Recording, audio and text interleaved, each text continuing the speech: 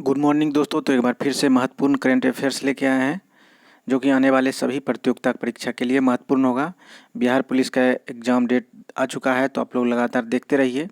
तो पहला क्वेश्चन से स्टार्ट करते हैं। तो देखिए, पहला क्वेश्चन कह रहा है कि रूस भी अपना मून मिशन 10 अगस्त को भेजा है, इस मिशन का नाम है। तो ध्यान रखिएगा, करेक्ट आंसर इसका क्या हो जाएगा? ऑप्शन नंबर बी हो जाएगा। ठीक है, लूना 25। चलिए इस क्वेश्चन को पूरे डिटेल से देखते हैं। चलिए आगे बढ़ते हैं।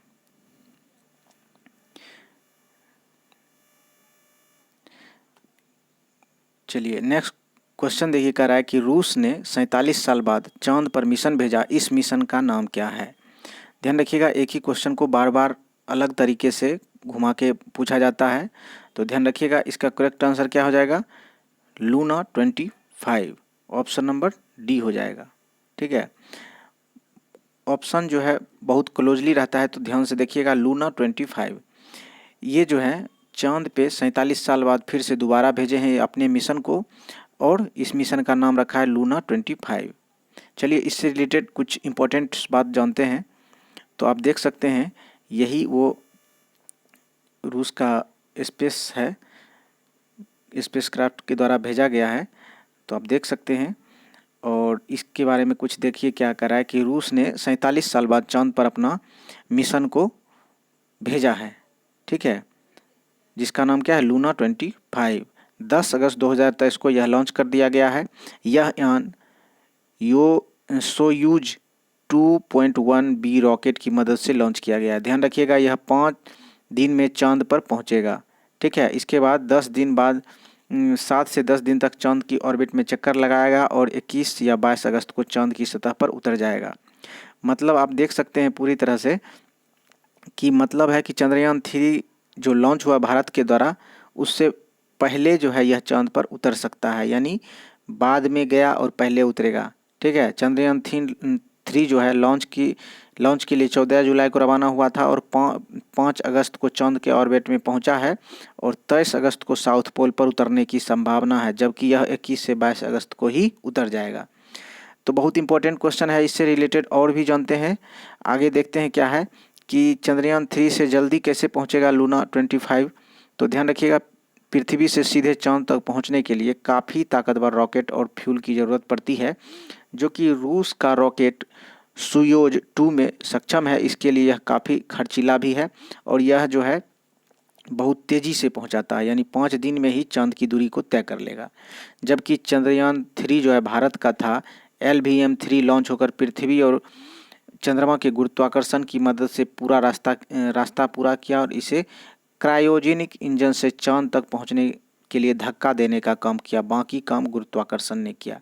तो भारत का जो चंद्रयान था वो गुरुत्वाकर्षण की मदद से और जो लेट से कम किया है, जबकि वो गुरुत्वाकर्षण को तोड़ते हुए बहुत तेज़ी से ताकतवर रॉकेट की मदद से भेजा गया है। तो ध्यान रखिएगा, बहुत इंपॉर्टेंट क्वेश्चन है। चलिए अगला क्वेश्चन देखते हैं।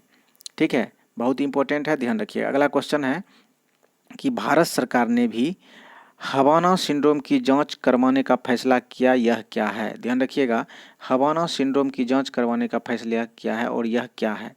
तो आंसर हो जाएगा रहस्यमयी आवाज़, जिससे बीमार हो जाते हैं आदमी। तो आंसर नंबर क्या हो जाएगा? ए हो जाएगा। एक रहस्यमयी आवाज़ है जिसमें कि आदमी अचानक चक्कर आता है और इस तरह से वो बीमार पड़ जाता है, उल्टियाँ आती है। तो इस तरह से हवाना सिंड्रोम के कारण जो है भारत सरकार ने भी जांच का फैसला लिया है कि जांच करवाया जाए, आखिर है ये क्या। भारत में यह मामला जुलाई 2023 में दर्ज हुआ है, और इसी के कारण जो है सरकार ने जांच करवाने का फैसला लिया है। तो चलिए आगे देखते हैं, इससे रिलेटेड कुछ बात है। देखिए, कह रहा है कि पहली बार इस तरह की आवाज़ें कहाँ सुनी गई थी? तो ध्यान रखिए, अमेरिका के पड़ोसी देश क्यूबा में यह आवाज़ 2014 में सुनाई दी गई थी। क्यूबा और अमेरिका के बीच कई दशकों से तनाव रहा है। ध्यान रखिएगा, तो इस समय कह रहा है कि बराक ओबामा के शासन में दोनों देश के बीच रिश्ते बहाल हुए, लेकिन महज 2 साल में ही अमेरिका ने लगभग सभी डिप्लोमेट्स को वापस बुला लिया। अधिकारियों को बुलाने के पीछे कोई झगड़ा नहीं, बल्कि कुछ अजीबोगरीबें आवाज़ें थीं, यानी यही आवाज़ें थी जिससे कि हवाना स्थित दूतावास से आ रही थी, और आवाज़ें सुनकर लोग बीमार पड़ रहे थे। ठीक है, इसी से इसका नाम हवाना सिंड्रोम पड़ा है और धीरे धीरे कई देशों में यह आवाज़ें सुनने को मिली है। तो भारत भी इस पे जो है, भारत में भी जुलाई 2023 में यह मामला दर्ज किया गया है। तो इस तरह से ये आवाज़ें जो है एक तरह का रहस्य बन गया है और इसकी जांच कर रही है। तो ध्यान रखिएगा। क्वेश्चन नेक्स्ट देखते हैं। आप लोगों से रिक्वेस्ट है कि जिन दोस्तों ने अभी तक चैनल को सब्सक्राइब नहीं किए हैं प्लीज़ सब्सक्राइब करके जरूर सपोर्ट करें। नेक्स्ट क्वेश्चन करें, अंतर्राष्ट्रीय युवा दिवस कब मनाया जाता है? तो ध्यान रखिएगा, आंसर हो जाएगा इसका बी, 12 अगस्त को मनाया जाता है। तो ऑप्शन नंबर क्या हो गया? बी। 12 अगस्त को समाज के युवा और उसके विकास और उसकी सुरक्षा पर ध्यान केंद्रित करने के लिए यह दिवस अंतर्राष्ट्रीय युवा दिवस के रूप में मनाया जाता है। तो आंसर क्या हो जाएगा? ऑप्शन नंबर बी हो गया, 12 अगस्त को। नेक्स्ट क्वेश्चन कर रहा है कि ई पास के जरिए सुप्रीम कोर्ट में प्रवेश के लिए चीफ जस्टिस DY चंद्रचूड़ ने किस वेबसाइट को लॉन्च किया है? तो ध्यान रखिएगा, आंसर क्या हो जाएगा? आंसर हो जाएगा इसका सुस्वागतम। ऑप्शन नंबर ए, सुस्वागतम एक वेबसाइट को लॉन्च किया है जिसके जरिए सुप्रीम कोर्ट में प्रवेश करने के लिए ऑनलाइन यानी ई पास जारी किया गया है और इस तरह से वो ऑनलाइन पास लेके सुप्रीम कोर्ट में प्रवेश कर सकते हैं। तो आंसर क्या हो जाएगा? सुस्वागतम, option number A. Next question देखते हैं। कह रहा है किस राज्य सरकार ने इंदिरा गांधी मुफ्त स्मार्टफोन योजना 2023 शुरू किया है? ध्यान रखिएगा, इंदिरा गांधी मुफ्त स्मार्टफोन योजना शुरू किया है। तो ध्यान रखिएगा, आंसर क्या हो जाएगा? तो हो जाएगा राजस्थान सरकार के द्वारा ऐसा किया गया। राजस्थान सरकार में वहाँ की महिलाओं और जो भी विधवा हैं तो इस तरह के महिलाओं को खास करके मोबाइल और इंटरनेट की सुविधा दी जाएगी। साथ ही मोबाइल का वितरण 10 अगस्त से 30 अगस्त के बीच की जाएगी। तो ध्यान रखिएगा, 10 अगस्त से 30 अगस्त के बीच मोबाइल का वितरण किया जाएगा। किस सरकार के द्वारा? तो राजस्थान सरकार के द्वारा। ठीक है, बहुत इंपॉर्टेंट क्वेश्चन है, ध्यान रखिएगा। योजना से क्वेश्चन जरूर पूछा जाता है। अगला क्वेश्चन देखिए, कहा केंद्र सरकार ने लिम्फेटिक फैलेरियासिस बीमारी को किस वर्ष तक भारत से समाप्त करने का लक्ष्य बनाया है? तो आंसर क्या हो जाएगा? आंसर हो जाएगा 2027 तक। ऑप्शन नंबर क्या हो जाएगा? बी। जो फैलेरिया बीमारी होती है, फैलेरिया, उसको 2027 तक केंद्र सरकार के द्वारा समाप्त करने का लक्ष्य बनाया गया है।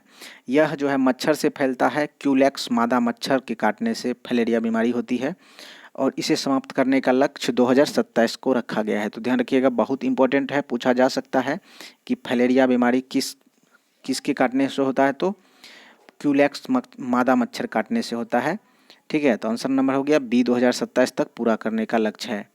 नेक्स्ट क्वेश्चन कर रहा है कि FISU वर्ल्ड यूनिवर्सिटी गेम्स 2023 में भारतीय खिलाड़ियों ने कुल कितने मेडल जीते हैं? तो ध्यान रखिएगा, भारतीय खिलाड़ी ने टोटल 26 मेडल जीते हैं। तो ऑप्शन नंबर क्या हो जाएगा? सी हो जाएगा, 26 मेडल। ध्यान रखिएगा, ये FISU वर्ल्ड यूनिवर्सिटी जो गेम्स है वह चीन में आयोजित हुआ था और यह 31वें संस्करण हुआ था। ठीक है, जिसमें भारत ने कुल 26 मेडल जीते हैं, जिसमें कि तीरंदाजी, बैडमिंटन, तलवारबाजी, तैराकी, टेबल टेनिस, इन सभी खेलों में कुल मिला के कितना जीता है? तो 26 जीता है। तो ध्यान रखिएगा, बहुत इंपॉर्टेंट क्वेश्चन है। चलिए अगला क्वेश्चन देखते हैं। नेक्स्ट क्वेश्चन से पहले आप लोगों से रिक्वेस्ट है कि जिन दोस्तों ने अभी तक चैनल को सब्सक्राइब नहीं किए हैं प्लीज़ सब्सक्राइब करके ज़रूर सपोर्ट करें। अगला क्वेश्चन है, FISU वर्ल्ड यूनिवर्सिटी गेम्स 2023 में भारतीय खिलाड़ियों को कितने मेडल मिले हैं? ठीक है, भारतीय खिलाड़ियों ने कितने गोल्ड मेडल मिले हैं? ध्यान रखिएगा, उसमें टोटल मेडल पूछ रहा था, इसमें सिर्फ गोल्ड की बात की गई है। तो ध्यान रखिएगा कि FISU वर्ल्ड यूनिवर्सिटी गेम्स कहाँ हुआ? तो चीन में आयोजित हुआ था। इसके 31वें संस्करण हुए थे और उसमें टोटल 26 जीते थे, लेकिन गोल्ड की संख्या यहाँ पूछा रहा है तो गोल्ड जो है 11 जीते थे। तो ऑप्शन नंबर क्या हो जाएगा? बी। टोटल गोल्ड जो है 11 जीते थे। ठीक है, और इस तरह से गोल्ड 11, सिल्वर 5। ठीक है, सिल्वर कितना? 5, और उसके बाद ब्रॉन्ज जो है 10। तो टोटल कितना हो गया? टोटल 26 हो गया।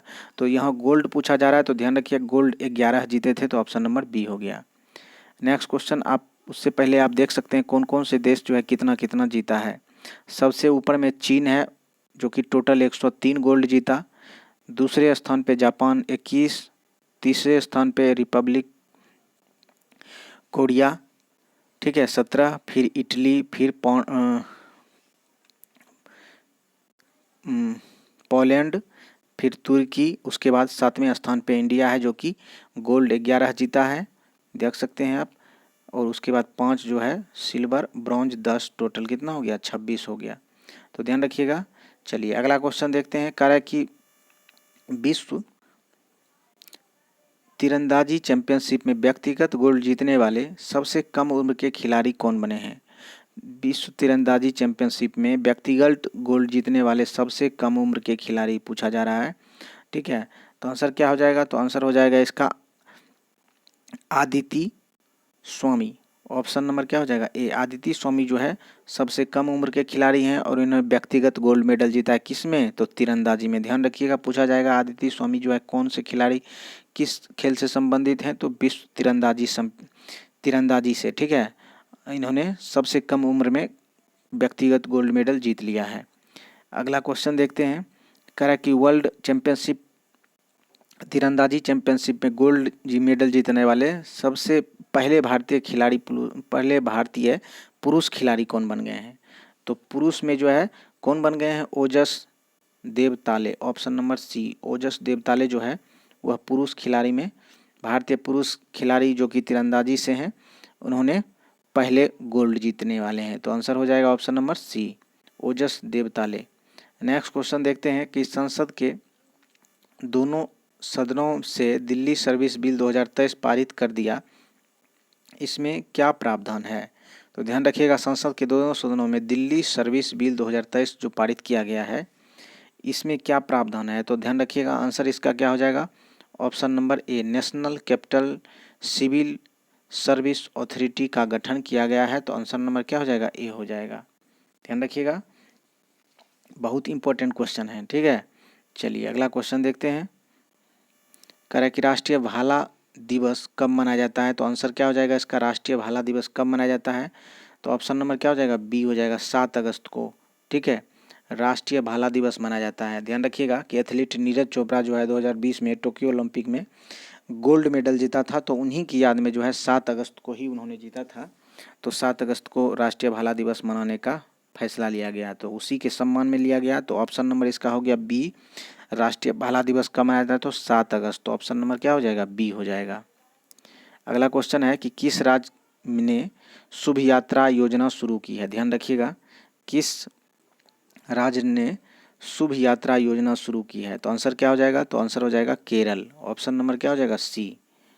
ठीक है, इसका लाभ जो है उसी व्यक्ति को मिलेगा जो कि विदेश में नौकरी करना चाहते हैं।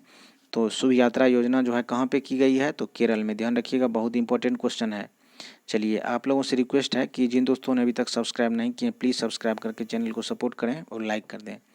नेक्स्ट क्वेश्चन कर रहा है, किस राज्य ने वाल्मीकि बाघ अभ्यारण्य में गैंडों के संरक्षण के लिए राइनो टास्क फोर्स गठित करने का फैसला किया है?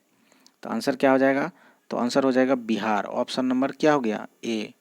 राइनो टास्क फोर्स गठित करने का जो फैसला किया है वह कहाँ पे किया है? वाल्मीकि बाघ अभ्यारण्य जो कि गैंडे संरक्षण के लिए बनाया गया है, वहाँ पे राइनो टास्क फोर्स का गठन किया गया बिहार में। ध्यान रखिएगा, अगर गैंडे का संरक्षण की बात की जाए तो दुनिया भर का 75% गैंडा जो है भारत में ही पाया जाता है। ठीक है, और सबसे ज़्यादा जो है भारत में ही पाया जाता है, और इसीलिए जो है वाल्मीकि बाघ अभ्यारण्य में गैंडों के संरक्षण के लिए राइनो टास्क फोर्स का गठन किया गया है। तो ध्यान रखिएगा। चलिए अगला क्वेश्चन देखते हैं।